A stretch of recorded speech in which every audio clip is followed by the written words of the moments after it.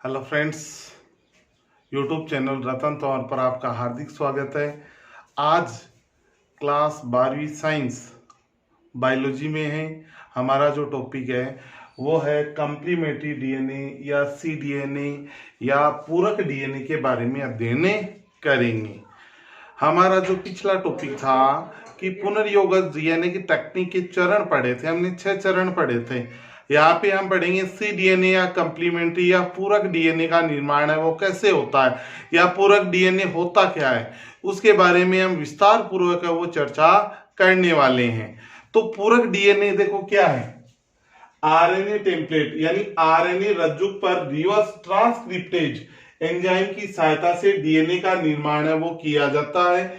इस प्रकार से निर्मित डीएनए को पूरक डीएनए वो कहा जाता है। यानी आरए रज्जुक पर रिवर्स ट्रांसक्रिप्टेज एंजाइम की सहायता से डीएनए का निर्माण किया जाता है और इसी से निर्मित डीएनए का नाम होता है पूरक डीएनए या cDNA है वो कहा जाता है। अब बात आती है कि cDNA लाइब्रेरी क्या होती है। cDNA लाइब्रेरी है वो क्या होती है। cDNA लाइब्रेरी का मतलब है किसी जीव के समस्त cDNA को परपोषी कोशिका में प्रवेश करवाकर संवर्धन द्वारा इनकी संख्या बढ़ाते हैं, जिसे क्या हम कहते हैं cDNA लाइब्रेरी। यानी किसी जीव के समस्त डीएनए को परपोषी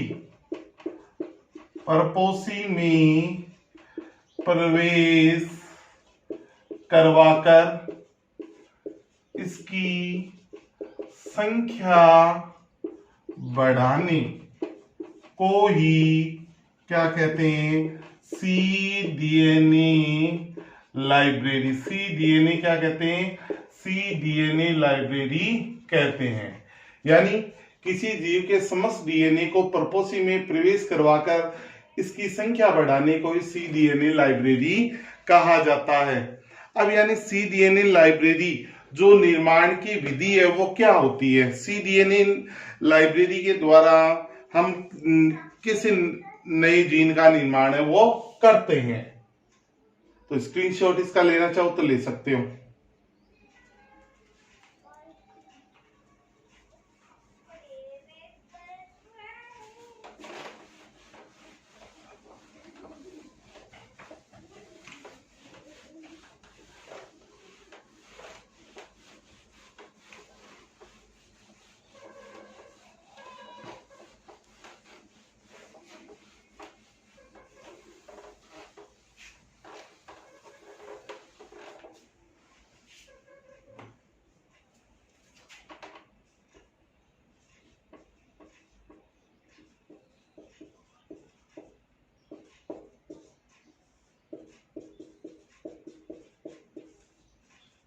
cDNA लाइब्रेरी निर्माण की विधि।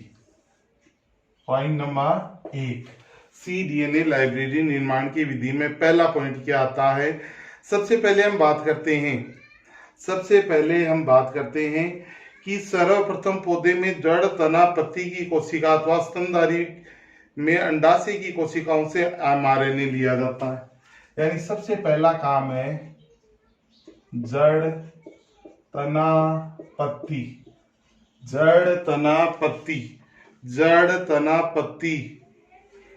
की सेल या स्तनधारी के अंडाशय से mRNA लिया जाता है।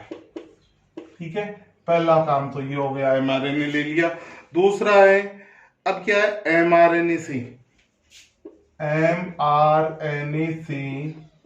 रिवर्स ट्रांसक्रिप्टेज एंजाइम की सहायता से cDNA का निर्माण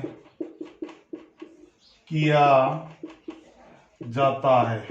ठीक है, तीसरा जो विधि आती है उसमें है, और इस डीएनए को वाहक की सहायता से, इस डीएनए को वाहक यानी सीडीएनए को वाहक की सहायता से, वाहक की सहायता से हम क्या करेंगे, इस डीएनए को जीवाणु कोशिका में प्रवेश करवाकर, जीवाणु कोशिका में प्रवेश करवाकर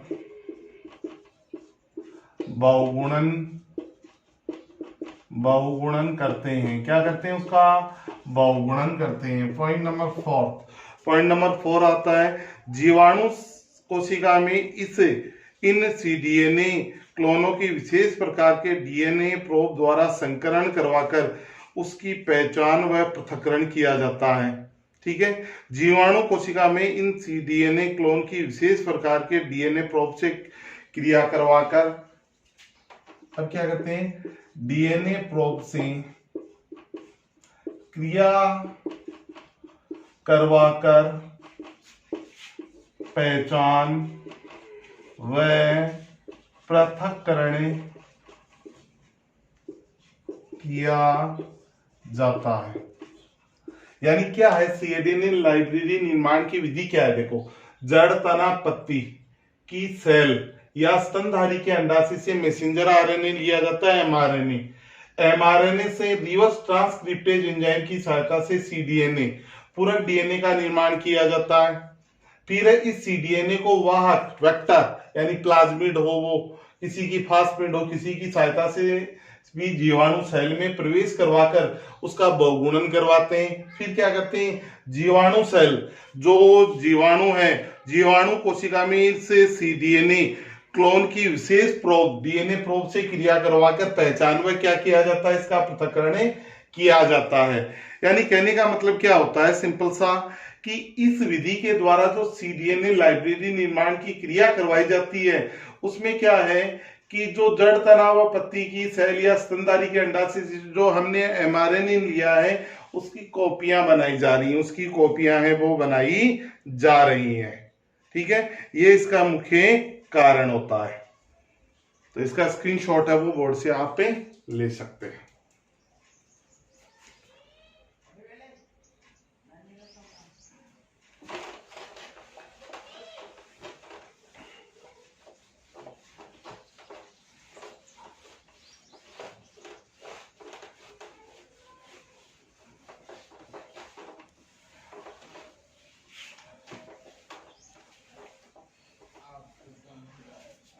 अब हम पढ़ेंगे genomic library. Genomic library, genomic library, genomic library, genomic library के बारे में हम अध्ययन करेंगे। जीनोमिक लाइब्रेरी क्या है? अब जीनोमिक लाइब्रेरी का मतलब क्या होता है, इसको हम एक संक्षेप आरेख के द्वारा समझते हैं। दाता कोशिका का संपूर्ण, दाता कोशिका का संपूर्ण जीनोम, ठीक है, इसे हम क्या करते हैं, रेस्टिकेशन एंडोन्यूक्लियेज एंजाइम की सहायता से काटते हैं। रेस्टिकेशन एंडोन्यूक्लियेज एंजाइम की सहायता से काटते हैं। इसके काटने से हमें प्राप्त होता है डीएनए खंड। क्या प्राप्त होता है? डीएनए खंड। अब डीएनए खंड है उसको वाहक डीएनए के, वाहक डीएनए, वाहक जो डीएनए होता है उसके साथ में जोड़ा जाता है। और जोड़ने के लिए हमें कौन सा एंजाइम काम में लेते हैं वो आपको पता है, DNA ligase enzyme. DNA ligase enzyme है वो काम में लिया जाता है। और जोड़ने से क्या बनता है? वर्ताकार पुनर्योजन डीएनए, वर्ताकार पुनर्योगज डीएनए का निर्माण होता है। वर्ताकार पुनर्योगज डीएनए का निर्माण है वो होता है। इसके बाद में क्या करते हैं, इसे हम जीवाणु सेल में प्रवेश करवाते हैं। जीवाणु सेल में क्या करवाते हैं, इसे प्रवेश करवाते हैं। जीवाणु सेल में प्रवेश करवाने से इसका क्या होगा, बहुलीकरण होगा। क्या होगा, बहुलीकरण, यानी इसकी संख्या बढ़ेगी, बहुलीकरण होगा। और बहुलीकरण होने से क्या होगा, डीएनए, फिर इसमें डीएनए प्रोब द्वारा इसकी पहचान करेंगे। डीएनए प्रोब द्वारा इसकी क्या करेंगे, पहचान। डीएनए प्रोब द्वारा इसकी क्या करेंगे, पहचान। और पहचान करने के बाद में ये बन जाएगी जीनोमिक लाइब्रेरी।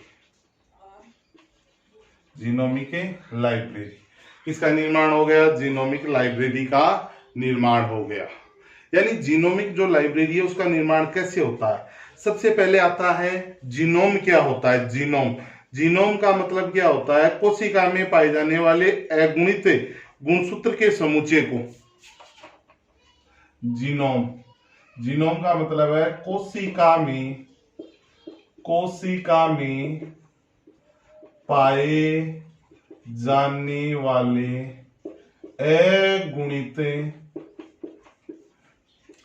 गुणसूत्रों के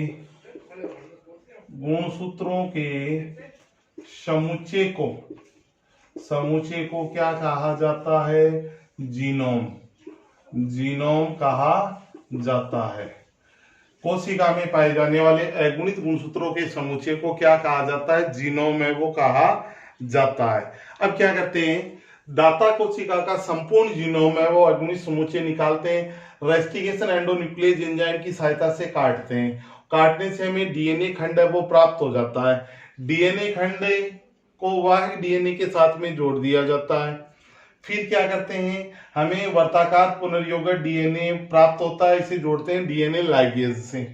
अब क्या करते हैं, वर्ताकार पुनर्योगक डीएनए उसको जीवाणु सेल में प्रवेश करवाते हैं। जीवाणु सेल में प्रवेश करवाने से इसका बहुलीकरण होगा, बहुलीकरण इसकी संख्या बढ़ेगी। फिर हम डीएनए प्रोब द्वारा उसकी पहचान करेंगे और पहचान करने के बाद में बन जाएगी जीनोमिक लाइब्रेरी। जीनोमिक लाइब्रेरी का क्या हो जाएगा, निर्माण है वो हो जाएगा। जीनोमिक जो लाइब्रेरी है इसे जीन बैंक, डीएनए लाइब्रेरी और इसे डीएनए लाइब्रेरी भी कहा जाता है। डीएनए का संग्रह भी कहा जाता है। क्या कहा जाता है, डीएनए का संग्रह भी कहा जाता है। अब इसके बाद में आता है आणविक प्रोब्स। एक छोटा सा टॉपिक है, इसका स्क्रीनशॉट आप लेना चाहो बोर्ड से तो ले सकते हो। जीनोमिक लाइब्रेरी का, जीनोमिक लाइब्रेरी का स्क्रीनशॉट है वो आप ले सकते हो।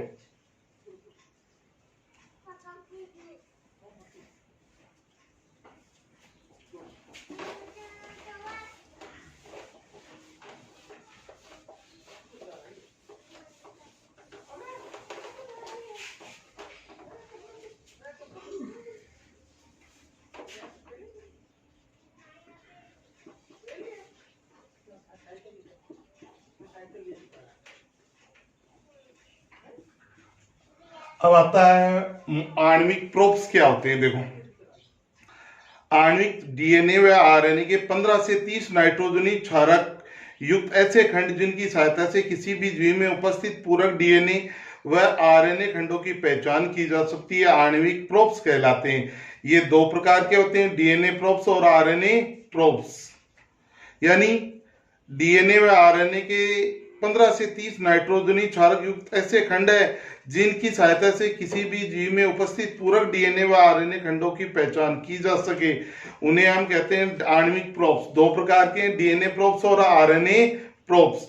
अब बात यह आती है प्रोब्स का महत्व क्या होता है। जीन अभिव्यक्ति में विशिष्ट डीएनए खंडों की पहचान करने में, दूसरा है भोजन में उपस्थित प्रदूषकों की पहचान करने में, तीसरा आता है अपराध विज्ञान में अपराधी की पहचान करने में, चौथा आता है पितृत्व संबंधी मामलों को सुलझाने में, पारिवारिक रिश्तेदारी स्थापित करने में, और पांचवा आता है फसल प्रबंधन द्वारा बीज व पौधों की अच्छी प्रजातियों को पहचानने में इसका उपयोग है वो किया जाता है।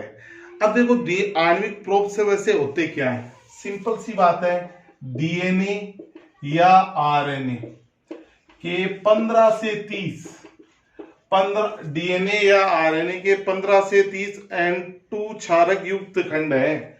N2 क्षारक युक्त खंड होते हैं। ठीक है, जिनके द्वारा होता क्या है, जिसकी सहायता से किसी भी जीव में उपस्थित पूरक डीएनए व आरएनए खंडों की पहचान की जा सकती है। यानी ये दो प्रकार के होते हैं, पहला होता है डीएनए प्रोब्स और दूसरा होता है आरएनए प्रोब्स होते हैं। यानी आरएनए और डीएनए के ऊपर इनको जोड़कर ये पता लगाया जा सकता है कि किसी जीव में डीएनए और आरएनए खंड है वो कौन से हैं। ये आणविक प्रोब्स है वो कहलाते हैं। क्या कहलाते हैं? आणविक प्रोब्स है वो कहलाते हैं। यानी कहने का मतलब सिंपल सा है, जो सीडीएनए होता है कंप्लीमेंट्री डीएनए, कंप्लीमेंट्री जो डीएनए होता है, पूरक जो डीएनए होता है, उसके द्वारा जो जीनोमिक लाइब्रेरी बनाई जाती है, जीनोमिक लाइब्रेरी बनाने का उद्देश्य क्या होता है? यही होता है, फसल प्रबंधन में हो, चाहे किसी जीव में हो, पैतृकता संबंधी विवादों का पता लगाने में हो, इस विधि का उपयोग है वो विस्तृत उपयोग है वो किया जा रहा है। सीडीएनए लाइब्रेरी या जीनोमिक लाइब्रेरी का उपयोग है वो किया जा रहा है। ठीक है, तो इसमें हम आणविक प्रोब्स के द्वारा ये पता कर सकते हैं। अब इसके बाद में आता है क्लोनित जीनों के विश्लेषण की विधियां। क्लोनित जीनों के विश्लेषण की विधियां। अब हमने जीन का क्लोन बना लिया, ठीक है, उस जीन को हम अलग अलग करने के लिए कौन सी विधियां काम में लेते हैं, उनका अध्ययन पहली आती है विद्युत कण संचलन, जेल इलेक्ट्रोफोरेसिस विधि भी बोलते हैं इसे, जेल इलेक्ट्रोफोरेसिस विधि भी इसे कहते हैं। इसके बाद में आती है PCR technique, polymerase chain reaction. Polymerase chain reaction क्या होती है कि जिस तरह से फोटोकॉपी मशीन है उसी की तरह पीसीआर टेक्निक कार्य करती है। जैसे फोटोकॉपी से फोटोकॉपी निकाली जा सकती है नहीं, तो पीसीआर टेक्निक के द्वारा भी अनेक कॉपियों का निर्माण है वो इस विधि के द्वारा है वो किया जा सकता है। तो इन क्लोनिक जीवों के विश्लेषण की जो विधियां हैं, मुख्य विधियां हैं, वो इस पाठ के अंदर और बची हुई हैं, जिनका हम विस्तृत अध्ययन है वो आगे जो टॉपिक आएगा उस टॉपिक के अंदर विस्तृत पूर्वक अध्ययन है वो करेंगे। तो इस यहाँ तक का जो हमने अध्ययन किया है उसमें महत्वपूर्ण पॉइंट ये आता है कि किसी भी जीव में जो जीन पाया जाता है उस जीन को निकालकर वहां से विशिष्ट एंजाइमों से उसका पाचन करने के बाद में उसको वेक्टर के साथ में जोड़ा जाता है। फिर परपोषी कोशिका में उसका गुणन किया जाता है। परपोषी कोशिका में गुणन करने से उसकी संख्या बढ़ती है। संख्या बढ़ने के बाद में उसकी जीनोमिक लाइब्रेरी का निर्माण किया जा सकता है और फिर उन जीनों का उपयोग है वो हम मानव हित में या पादपों के लिए है वो कर सकते हैं। किन के लिए कर सकते हैं? पादपों के लिए उन जीनों का उपयोग है वो किया जा सकता है। यहाँ तक जो अध्ययन किया है हमने उसका विशिष्ट सार है ये। तो कल हम पढ़ेंगे क्लोनित जीवों के विश्लेषण की विधियां। क्लोनित जीवों के विश्लेषण की विधियों के बारे में हम विस्तार पूर्वक है वो चर्चा करेंगे। तो वीडियो को शुरू से लेकर लास्ट तक है वो पूरा देखिए और वीडियो में जो मुख्य बातें हैं उनको नोट करते जाइए। अब इसमें कोई भी जो प्रश्न है वो आपको डाउट हो तो वो मेरे से आप पूछ सकते हैं कमेंट बॉक्स में लिखकर। तो आज के वीडियो में इतना ही। Okay, bye.